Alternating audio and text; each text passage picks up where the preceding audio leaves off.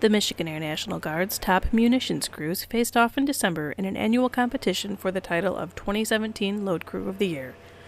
Two teams from the 127th Maintenance Group faced off at Selfridge in a scored event, loading an A-10 Thunderbolt II with a variety of munitions.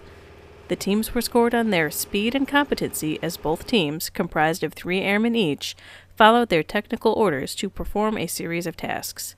The load crews showcased their teamwork skills by loading 5 munitions onto the aircraft, 2 AIM-9Ms, 2 Mark 82s, and an AGM-65D.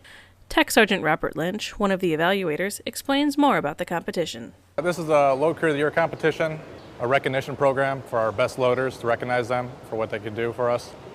As weapons technicians, we don't really get a chance to display our talents during normal sorties because we're not loading munitions all the time. So this is just our way of recognizing the teams that come through and do the best. And we just do a loadout of a jet. We just grade them on the whole loading process, checklists, munitions prep, rack prep, loading, safety, stuff like that.